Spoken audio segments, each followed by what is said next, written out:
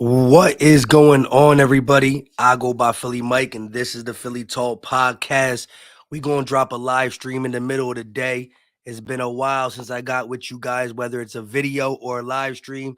I'm ready to talk some Eagles. Let's get to that intro. This is Philly Talk with Philly Mike. Talking sixes in the bird gang, that's I like. Competition, we ain't scared, yeah, that's what we like. Win or lose, you know we showing up and we gon' fight. You see we strive for the sky every day that go by. And every single week we screaming fly, Eagles fly. This is Philly Talk with Philly Mike, yeah. This is Philly Talk with Philly Mike, yeah. What's up? What's up? What's up? If you can hear it in my voice, with everybody coming from all different states, meeting in Virginia, you know what I mean? I got a little cold to the tail end of um Thanksgiving. And so, laptop. I didn't know they had a laptop.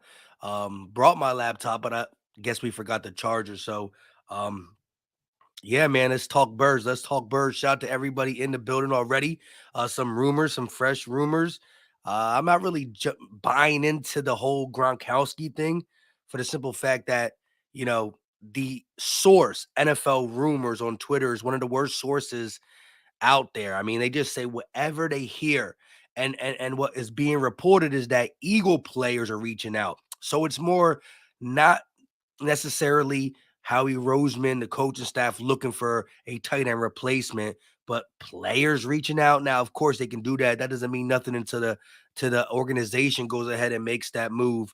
But at the end of the day, looking at this team, if Dallas Goedert was going to miss more time than what is expected, well, then yeah, I'm never going to say Eagles don't spend money. Nah, I'm not about that. But I do want them to spend money in the right in the right areas for the simple fact we got a lot of 1-year deals that need to be taken care of. And so, do I think we need Gronk? No. I think Dallas Goedert is more than enough when he gets there, when he gets back, and he will get back.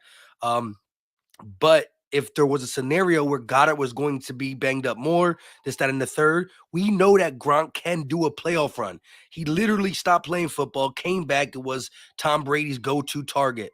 So, as a playmaking tight end for 3 games, he could get the job done. But let's not act like Dallas Goedert hasn't been one of the best tight ends in the game. And I think when he gets back, we're going to feature him. And I think behind him, we're good if he's healthy. I think Stahl, Calcaterra, and Tyree Jackson can help in a 12-man personnel package and stuff like that. They just can't do the whole thing, as we saw first game without Goddard.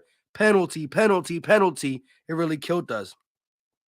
Let me get the charger for this though, real quick. Let me for the laptop. Now they gonna give me this and it's not even charged. Hopefully he doesn't die before we get it. Shout out to the 113 people in here. Let's talk about this though. So what is y'all take on the whole Rob Gronkowski thing? Like I said, I don't think it's anything it's one of them rumors that is really just a thin rumor.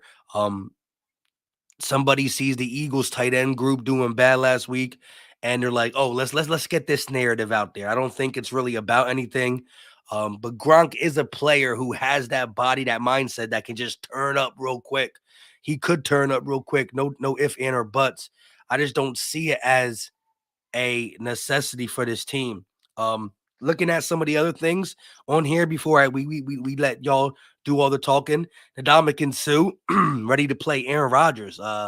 Him being drafted to the Detroit Lions, and I think it's more of a Lions Packers thing as much as it's Ndamukong Suh Aaron Rodgers thing. For the simple fact that when you look at the franchise, the Packers versus the Lions, since Ndamukong Suh's been in the NFL, it's been like the poverty franchise to like the cream of the crop franchise in Green Bay, always being in the playoffs, going to a Super Bowl in 2010, being back-to-back NFC championships. So he looks at them as like, I don't like them, you know what I mean? And then you got the smug smirks and all that Sue has talked about via Aaron Rodgers. I think all that builds up and so he said, whether I'm a Lion, whether I'm a Dolphin, whether I'm a Buccaneer or an Eagle, I love playing against the Green Bay Packers, and it should be interesting to say the least.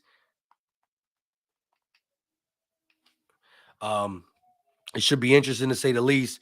Uh, I personally don't have no big hatred to the Packers. I know that every time we've played them, I always wanted to beat them, and somehow the Eagles always fare well against the Packers. Like think about times of old. Some of our biggest win has been against the Packers when their team was just an average team or trying to get back to the section. You know what I mean? And you look at this team now; it's the scripts are flipped. The Eagles are the dominant 9-1 team, and the Packers are a team desperate for a win, desperate in a sense that this loss here could really end their season. I mean, they probably not mathematically out because of how bad the NFC is in its totality, but a win here, some just puts the Packers in that, bottom three ish, bottom five NFC team. And it's going to be hard to, kind of climb out of that. Um, they did turn up to play the Cowboys, though. We did see them turn up to play the Cowboys, so we cannot put anything past them. AJ Brown was asked about Jair Alexander, and he was like, the question was, where do you rate him on the scale for where do you rate him as cornerbacks you face? And they were trying to get him to say, man, he's a beast, he's a dog, blah blah blah. And AJ said, bro, I'm gonna answer that question after the game. You know what I mean? Yes, I have respect for Jair Alexander, but I'm a competitor. I'm a dog myself. And so we ain't doing all that. We ain't doing all that. Um, so that being said, uh, I just like that. You know what I mean? And you can't catch us. We just can't allow the Packers to catch us sleeping. But it's guys like Ndamukong and Sue who's hungry to face Aaron Rodgers. You got a guy like Slay who talked about hopefully getting an interception against Aaron Rodgers for the simple fact that he has a Mount Rushmore for intercepted balls. He got Drew Brees on there. He got Tom Brady, but he's never been able to get Aaron Rodgers, and he's really waiting to get Aaron Rodgers. And hey, kudos to him. Hopefully he gets it because the Eagles' formula has been heavy second quarter, turnovers, and then coast. We haven't been able to do that. Now, I don't want to coast. I always want to keep my foot on the gas pedal for sure. But this Eagles offense has been in a funk, and we can't say it's just because Dallas Goedert is gone, because that's when it kind of started. Think about it. That Washington game, the offense was funky, mainly due to turnovers.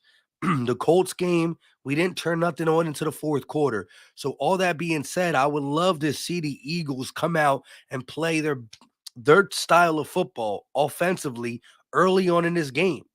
Take the Green Bay Packers out of it. You know, the way the Packers beat the Cowboys was running the ball 62% of the time.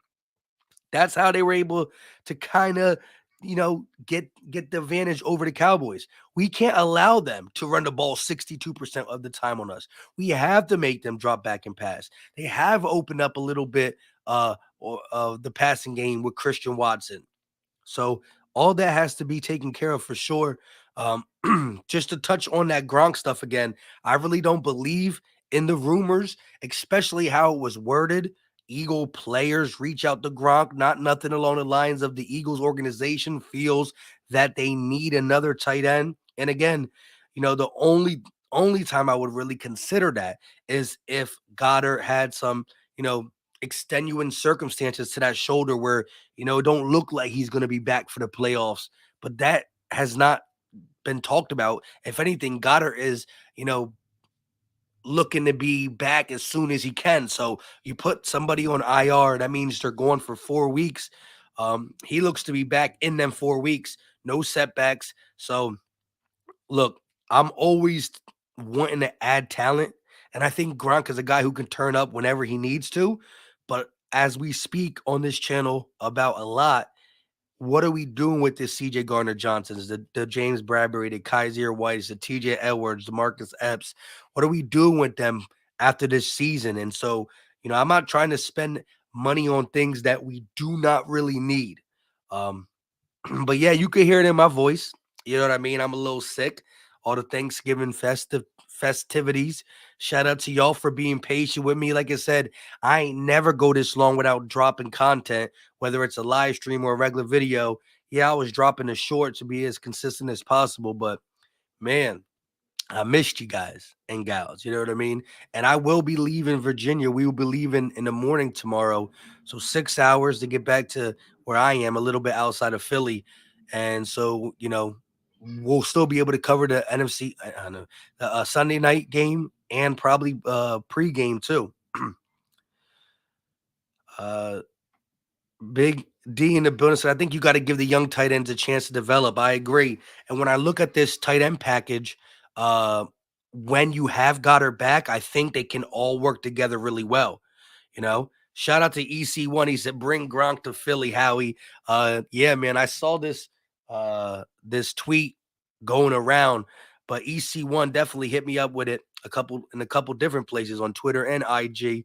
Shout out to you. Shout out to my guy, the Philly Ace 34 with the $5 super chat. Appreciate the love. He said for this stretch run to capture the number one seed, we have to go one. Let me read this again. For this stretch run to capture number one seed, to have everything go through the link, and since the Washington laws, do you see a urgency? Do you see urgency to take control? Um, I mean, I still think that if you look at our schedule now, granted the Giants are beat up, so I don't think we're going to see the same, you know, gritty Giants team that everybody was talking about. That being said, you look at our schedule and it's still favorable in the sense that we should be able to do what we want to the teams when we play them. So, my ultimate goal is to make sure that the playoffs goes through the link, goes through Philly. And so every game you have to play with a sense of urgency, but we got to do the things that we were doing in the beginning of the season that was working. And we have to make necessary adjustments in the sense that our offense is being stuck. Think about it. Texans game, we didn't get our best offense performance. Washington, for sure not, mainly due to the turnovers. And then the Colts game, we didn't play football until the fourth quarter. So, what are we going to do differently to mask some of the late turnovers we've been having, to have some of these drives that we used to have continue on third down, not be stopped due to crucial penalties and things of that sort? I think there got to be a sense of urgency, but it got to start with the offense. Hey, kudos to the defense after that first drive. Um, if the battery dies, well, then this is going to be the shortest live stream ever. But shout out to y'all. At least I get as much stuff down. You would think I would be prepared and have the charger on deck before I went live, but you know, I'm out of my element over here. But shout out to you. We gonna go into a dive, I guess. This is what we gonna do. Um, on that note, this team was carried by the defense. After that first drive, the defense did its thing. You know what I mean? Um, Gannon's getting more help. Where we get a guy, an offensive coordinator from the Colts, to come now be another consultant to Gannon. Don't really understand that for the simple fact that you got Vic Fangio here. Now you get an offensive guy to talk to Gannon about certain things. Well, if he's talking about anything, it should be about pressure, pressure, pressure. Former quarterback coach OC. Quarterbacks don't like it when they're getting pressured. So hopefully that is the precedent in the conversations with that consultant. But the defense did play the better brand of football last week against the Colts. Now, again, I need to see this offense come out. And I think one thing we starting to lack again is the deep shot. Let's take a couple deep shots. Let's spread out the offense. But the fact of the matter is, you know, Miles Sanders, first 5 weeks, was a top five running back. And the Eagles are now going through this stretch of games where we do not even think about using Miles Sanders until it's too late. I don't understand that. I don't understand that. Big D said Gannon is a complete joke. Look, I'm not going to be the one to say that I think Gannon is great. No, I don't. I've had a lot more bad things to say about certain scenarios of the season and play calling than good things for sure. But if we're speaking only on the Colts game, he definitely was not the problem in that game. I think the play calling and I think the execution on the offensive side were the bigger problem. Flipping it over to the Packers, you know, you can Jair Alexander is pretty good, and they do got a secondary over there. But they could be had. They could be had. We've seen the Lions put it on them. We've seen the Titans put it on them. And they are susceptible to the run since Tre'Davious Smith ain't there no more. So I need to see a complete ball game in a what do you call it? Complementary ball game when it comes to play calling. I need to see the run game involved. Get a little bit more under center so you can do some traditional play action, things of that sort. There's no reason why you shouldn't be able to do that against a football team that is declining. Again, they did step up one time, 62% run, and did their thing against the Cowboys. But this football team is broken, and we cannot allow them to get right against us. Shout out to my guy, the Philly Ace, with another super chat. Appreciate the love. He said, would you put your house on Gannon to finish as champs? Um, and can the offense finally rekindle putting up points fast and high scoring? Are you worried about our health? I think our health is, everybody that is not on IR is healthy. We didn't have many people on the injury report, but Maddox is a big piece. Goddard is a big piece. They will be back. How will they be when they come back? That's yet to be seen. But when I'm looking at this team, I still believe in the offense 100%. I do think you could rekindle getting A.J. Brown and Devontae Smith involved, using your deep threat in Quez, running behind this offensive line, letting Jalen be a playmaker. I'm always going to be more worried about Gannon as a play caller, especially when Avante Maddox ain't there, because he tends to even bubble wrap this defense even more when Avante Maddox ain't there. That being said, like I said, Gannon did do some pretty good things against the Colts. It is the Colts. Will that continue? I don't know. But Gannon hears the voices. Um, the Eagles media, the Philly media does a good job at least questioning the things that we all want to hear the answers to. Now, we're not always getting good answers from Jonathan Gannon. I'm not going to sit here and say we are. But what we are doing by asking these questions is making sure that Gannon knows that these are the big things that need to be fixed. So at least when he's hearing it so much, it's a lot harder for him to say, yeah, we're not going to worry about blitzing. Yeah, we're not going to worry about playing our corners up. Yeah, we're not going to be worried about doing this and the third. Things are being heard. And so you can see, after that first drive, the coach averaged 2.3 yards a carry. And Gannon got the ball back time and time again. One person I want to see step back up on offense is A.J. Brown. He hasn't been that same elite wide receiver that we've seen the first 7 weeks. He's been a little timid. He's been a little banged up, and he's been loose with the football. A couple drops. Like, let's not act like that ball in Washington wasn't thrown right in the breadbasket. He let the corner take it from him. That being said, he fumbled in the Colts game. We just asked for the comeback game for Quez Watkins. We forgive you, Quez. Well, come on, man. A.J. Brown fumbled that ball against the Colts. He dropped the big ball against Washington. He hasn't been the same, and I believe in A.J., and I know he can get it done. Jair Alexander, a pretty good corner, has been getting beat a little bit this year. Shout out to Witch King. I posted a little thing. A.J. respects him, but I need to see you beat him. I need to see you get these one-on-ones and beat him. Shine, what's going on with you?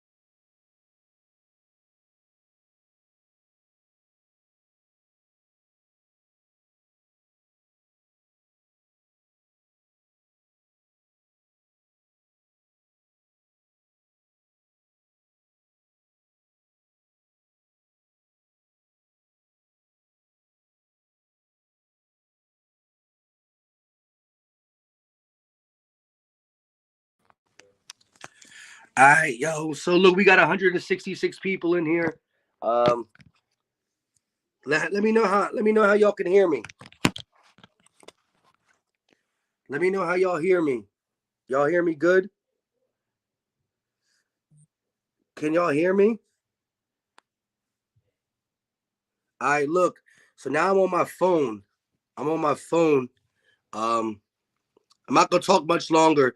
Like I said, I've been off the grid so much. I'm not really in my element, and so I literally set this all up an hour before, had the laptop running, and then I decided to not bring the charger and not look for the charger, and we don't know where the charger is. So I'm on my phone now, and my phone about to die too.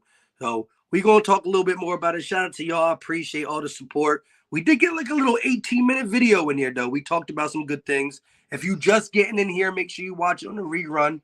But listen, I'm leaving Virginia tomorrow morning, so I'll be back in my studio early. When we get back to the studio, what are we gonna do? We going pregame Battlebird podcast. You know how we do. We going live play by play it, and then that's all good stuff. Taking medicine so I can have my my loud and proud voice as we watch this game Sunday night. But I believe we have all the capabilities of winning this game. Again, we talked about Gronk. We talked about last thing, the coaching staff being interviewed, being looked to be interviewed because that's just what happens. If Gannon goes, who cares? If Steichen goes, who cares? Um, the system is the system. Nick Sirianni is still involved with the system, and there's guys out there. Whether it's Vic Fangio, who's already the consultant, whether it's Frank Wright, whether Sirianni gets more involved. At the end of the day, I'm not worried about. I'm not worried about my coaching staff right now. That's an off-season problem. I know reports came out that they're getting looked at right now because we're 9-1. If something happens to this 9-1 team, well, they're not getting looked at no more. Maybe right now we want to keep them, but they do stuff to end the season that we don't want to keep them for. So there's things that can happen. Shout out to my guy Einstein with the $20 donation. He probably dropped it as soon as I came off. Can I pull it up on here? Can I pull it up on the phone? Can I pull it up on the phone? Yes, I can. Okay, the phone is not that bad. I should have just did the whole video on the phone. He said for GP, my guy, hit that like button, ladies and gentlemen. We got over 158 people in here. No reason why we can't get 150 plus likes. I appreciate you, but like I said, right now, I like what Shane Steichen has done. Gannon has been problemsome to me for the majority of the season. So whether they stay or go, we will deal with it as we get there. Um, but right now, I'm looking at this team, and I need to start seeing. I need to start seeing. It's all right. It's that already. You can leave it there. Yeah, I'm using my phone now. I didn't know my phone would work this good because of the internet, but it's good. Um, we need to get back to firing on all cylinders as it pertains to the offense. And I think it starts with the playmakers. It starts with the O-line. It starts with with not committing penalties and not turning the ball over. All that stuff plays into uh all that plays into missed opportunities. Missed opportunities for the offense has been a problem. When you look at the flags, when you look at the turnovers, and when you look at the lack of running, all that has played into the Eagles being stuck on third and longs and not being able to get the job done. I'm telling you, this offense didn't put up record-setting points in the second quarters of games for no reason. This team has the recipe to do it. We just got to get back to playing our football. And mind you, the run game was a big involvement early in the season. Early in the season, the run game was huge. It was involved constantly. I don't know why I keep moving this. It was involved. And then all of a sudden, it fell apart. Miles Sanders was not used nowhere near as much. And things started to change. You know, the middle of the field ain't as open no more. Now you got to play without Goddard, but you still got Sanders. You still got AJ. You still got Devontae. This offensive line is still there. Jalen Hurts, a playmaker waiting to make things happen. They're still there. So you got to remember that. With that being said, like I said, I wish I knew about the charger. I wish I knew about the laptop. but we are going to go back to making regular videos Monday through Friday, some live streams, some recorded videos. Leave all your thoughts in the comment sections. Hit that like button. I greatly appreciate the support, the love, and the holidays is over. It's time to get to work. The Eagles are 9-1. Sunday night football. Let's get to 10-1. I appreciate y'all. We out.